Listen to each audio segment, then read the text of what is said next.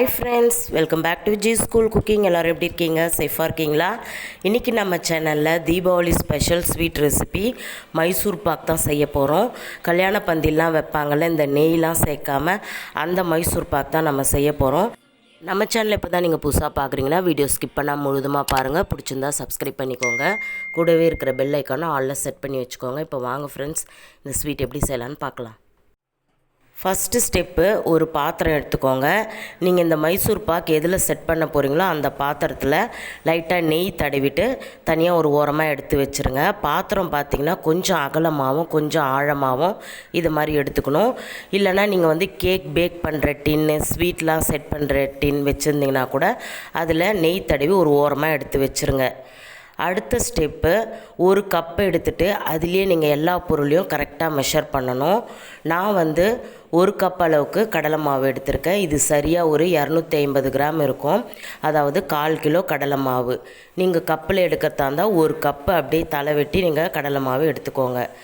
இப்போ stove on பண்ணிக்கலாம். இந்த ஸ்வீட் செய்கிறதுக்கு கண்டிப்பாக ஒரு அடிகனமான கடாய், அப்படி இல்லைனா நான்ஸ்டிக் இது தான் தேவைப்படும். மற்ற பாத்திரத்தில் நாம் செஞ்சோன்னா ஒட்டிக்கும், அடி பிடிச்சிக்கும். அதனால் கூடுமானம் மட்டும் இது மாதிரி இரும்பு கடாய் அப்படி இல்லைனா நான்ஸ்டிக்கில் எடுத்துக்கோங்க. இப்போது நான் ஒரு கப் அளவுக்கு கடலை மாவு, அதாவது 250 கிராம் கடலை மாவு எடுத்தேன். அதே 250 கிராம் சர்க்கரை எடுத்திருக்கேன். அதை இந்த கடாயில் சேர்த்துட்டு லைட்டாக இது மாதிரி பரப்பி விட்டுருங்க. இப்போ இதுக்கு தண்ணி இந்த சர்க்கரை முங்குற அளவுக்கு தண்ணி விட்டால் போதும். அதுக்கு தான் நான் சர்க்கரையை பரப்பி விட சொன்னேன். பரப்பி விட்டுட்டு இது மாதிரி தண்ணி விட்டிங்கன்னா அப்படியே சர்க்கரையில் அந்த தண்ணி நல்லா ஸ்ப்ரெட் ஆகிறது தெரியும். இதுக்கு மேலே நீங்கள் தண்ணி ஊற்ற தேவையில்லை. இப்போ இந்த சர்க்கரை நல்லா கரைஞ்சி வரணும். இப்போ இதுக்கு கரைஞ்சி இருக்கட்டும். நாம் அடுத்த ஸ்டெப்பு இமீடியட்டாக என்ன செய்ய போகிறோன்னா, இன்னொரு பக்கம் ஸ்டவ்வில் ஒரு சின்ன பேனோ இல்லை சின்ன கடாயோ வச்சுட்டு அதில் ஒரு கப் அளவுக்கு எண்ணெய் சேர்த்துக்கோங்க. ரீஃபைண்ட் ஆயிலாக சேர்த்துக்கோங்க. எந்த ஃப்ளேவரும் இல்லாத ரீஃபைண்ட் ஆயிலாக இருந்தால் நல்லாயிருக்கும். நான் பார்த்தீங்கன்னா ரீஃபைண்ட் ஆயில் தான் எடுத்திருக்கேன். ஒருவேளை உங்களுக்கு ஆயில் அவ்வளோவா சேர்க்க பிடிக்கல அப்படின்னா 1/2 கப் அளவுக்கு நெய் சேர்த்துக்கலாம். 1/2 கப் அளவுக்கு எண்ணெய், ரெண்டும் கலந்து கூட நீங்கள் சேர்த்துக்கலாம். நீங்கள் சர்க்கரை பாகு வைக்கும்போதே இந்த பக்கம் ஸ்டவ்வில் எண்ணெயை வச்சுட்டு சிம்மில் வச்சுருங்க. எண்ணெய் நல்லா சூடாகிட்டே இருக்கணும். நான் பின்னாடி சொல்கிறேன் அந்த ஸ்டெப்பு. எண்ணெய் ஹீட் ஆகிட்டே இருக்கணும். இந்த பக்கம் சர்க்கரையும் கரையணும். இந்த ரெண்டுமே நீங்கள் ஒரே டைமில் செய்யணும். அதனால் 2 ஸ்டவ்வுமே நீங்கள் யூஸ் பண்ணணும். இப்போ எண்ணெய் சிம்மில் வச்சுக்கோங்க. சிம்மில் வச்சுட்டு இதை நல்லா சூடுபடுத்திகிட்டே இருங்க. நம்ம சர்க்கரை கரைஞ்சி பாகுப்பதெல்லாம் தேவையில்லை. ஆல்ரெடி தம்ப்நெயிலில் பார்த்துருப்பீங்க. பாகுப்பதமே தேவையில்லைன்னு தான் நான் போட்டிருப்பேன். ஏன்னா பாகுப்பதம் இதுக்கு தேவையில்லை. நம்ம ஜஸ்ட்டு இந்த குலோப் ஜாமுனுக்குலாம் பார்ப்போம் இல்லைங்களா, பிசு பிசுப்புன்னு வரும், அந்த ஸ்டெப் இருந்தால் போதும். இப்போ சர்க்கரை கரைஞ்சி அந்த பிசு பிசுப்பு தன்மை வந்துடுச்சு. இப்போது நாம் எடுத்து வச்சுருந்த கடலை மாவை இதில் சேர்த்துக்கலாம். கடலை மாவை ஒரு முறை நீங்கள் ஜலிச்சு எடுத்துக்கோங்க. சலித்து எடுத்துக்கும் போது நம்மளுக்கு ஸ்வீட் சாஃப்டாக கிடைக்கும். அதனால் நீங்கள் சலித்து எடுத்துக்கோங்க. கடலை மாவை கொஞ்சம் கொஞ்சமாக கொட்டிட்டு நீங்கள் சர்க்கரை பாகில் கிண்டிகிட்டே வரணும். கைவிடாமல் கிண்டணும். கட்டிகள் அங்கங்கே இருக்கும், இருந்தாலும் பரவாயில்லை. நீங்கள் கரண்டி வச்சு அமுக்கி விடணும், நசுக்கி விடணும் அப்படின்லாம் தேவையில்லை. இது மாதிரி அமுக்கியோ நசுக்கியோ நீங்கள் விட வேணும்னு அவசியம் இல்லை. நீங்கள் பாட்டுன்னு அப்படியே மிக்ஸ் பண்ணிகிட்டே இருங்க. அது கரைஞ்சிரும். அதே சமயம் கடலை மாவு சேர்க்குற டைம் நீங்கள் சிம்மில் வச்சுருங்க ஸ்டவ்வை. அப்போ தான் இந்த சர்க்கரை பாகில் கடலை மாவு நல்லா வெந்து கொடுக்கும். அந்த பச்சை வாசனை இல்லாமல் இருக்கும் நம்மளுக்கு ஸ்வீட்டில். இப்போ பார்த்திங்கன்னா இந்த சைடு நாம் சிம்மில் வச்சுருக்கோம் ஆயிலை. அதுவும் நல்லா ஹீட் ஆகிருக்கு. இது சிம்மிலே வச்சுக்கோங்க. கூடவே இது மாதிரி ஒரு குழிக்கரண்டி எடுத்து அந்த ஆயிலில் போட்டு வச்சுக்கோங்க.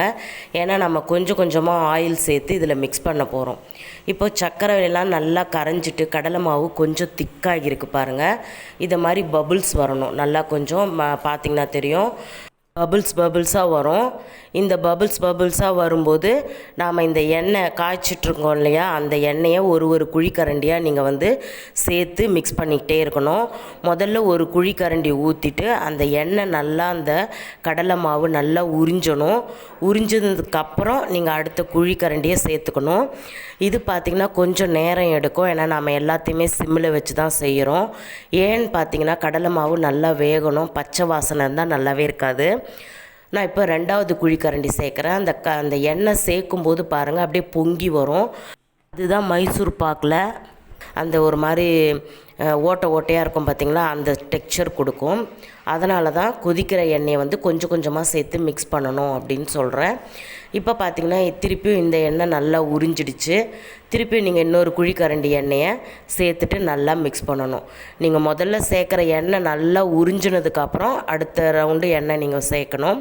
இதே போல் நீங்கள் அந்த 1 கப்பு எண்ணெயுமே நீங்கள் இதில் சேர்த்துக்கலாம். நான் முன்னாடியே சொன்ன மாதிரி உங்களுக்கு எண்ணெய் ஆரோக்கியமாக இல்லை அப்படின்னு நினச்சிங்கன்னா 1/2 கப் அளவுக்கு நெய்யும் 1/2 கப் அளவுக்கு நீங்கள் ஆயிலும் சேர்த்துக்கலாம். ரெண்டுத்தையும் மிக்ஸ் பண்ணிவிட்டு சேர்த்துக்கலாம். அப்படி இல்லைன்னா டால்டா கூட நீங்கள் சேர்த்துக்கலாம், அதுவும் சேர்த்து செய்வாங்க. இப்போ பார்த்திங்கன்னா நான் கொஞ்சம் கொஞ்சமாக சேர்த்து நல்லா மிக்ஸ் பண்ணிகிட்டே வரேன். இப்போ நான் வந்து கடைசி ரவுண்டு ஆயில் வந்து சேர்த்துக்கிறேன். இப்போ நாம் முதல்ல போட்டதுக்கும் இப்பயும் பார்த்திங்கன்னா உங்களுக்கு வித்தியாசம் தெரியும். குவான்டிட்டி கொஞ்சம் அதிகமாக இருக்குது. அதே சமயம் நாம் ஊற்றின எண்ணெய்லாம் பிரிய வர ஆரம்பிச்சிடுச்சு. அதே சமயம் மாவு வந்து நல்லா பொங்கி நல்லா ஒரு சாஃப்ட் டெக்ஸ்சருக்கு வந்துடுச்சு. கடாயிலையும் ஒட்டாமல் வருது. உங்களுக்கு பதம்னு பார்த்திங்கன்னா நாம் ஊற்றின ஆயில் மொத்தம் அப்படியே வெளியே வர ஆரம்பிக்கும். அதுதான் கரெக்டான ஸ்டேஜு. இப்போ நீங்கள் ஸ்டவ் ஆஃப் பண்ணிவிட்டு இமீடியட்டாக நம்ம நெய் தடவி வச்சுருந்தா பாத்திரத்தில் இதை சேர்த்துடணும். ஏன்னா வந்து சீக்கிரமாக இது வந்து கட்டி ஆகிடும், கெட்டிப்பட்டுரும். அதனால் சேர்த்துட்டு நீங்கள் மேலெல்லாம் கரண்டிலாம் வச்சு எதுவும் நீங்கள் அமுக்க தேவையில்லை. ஜஸ்ட்டு நாம் அந்த பாத்திரத்தில் சேர்த்துட்டு அப்படியே விட்டுருங்க. அந்த மேலே வந்து நீங்கள் அமுக்குனிங்கன்னா அந்த உள்ளே இருக்கிற ஏர் பபிள்ஸ்லாம் வெளியே வந்துடும். அப்புறம் ஸ்வீட் வந்து அந்த ஹோல்ஸ்லாம் இருக்காது. அந்த ஆர்டினரி மைசூர் பாக்கில் பார்த்திங்கன்னா வந்து அந்த ஓட்டையாக இருக்கும். அதுதான் வந்து அதுக்கு டேஸ்ட்டு, பார்க்குறதுக்கும் நல்லாயிருக்கும். ஸோ நீங்கள் வந்து அப்படியே அந்த பாத்திரத்தில் சேர்த்துட்டு அப்படியே வச்சுருங்க. இது ஒரு 2 நிமிஷம் ஆறுனதுக்கப்புறம் லைட்டாக கத்தி வச்சுட்டு மேலே இதை மாதிரி ஒரு லைன் மாதிரி போட்டு விட்டுருங்க. நம்மளுக்கு வந்து கட் பண்ணி எடுக்கிறதுக்கு கொஞ்சம் ஈஸியாக இருக்கும். இப்போ இது நீங்கள் நல்லா 1 மணி நேரம் இல்லை 2 மணி நேரம் நல்லா ஆற வச்சதுக்கப்புறம் லைட்டாக இது மாதிரி சப்பாத்தி கட்டை எடுத்து இதை மாதிரி லைட்டாக சைடில் தட்டி விடுங்க.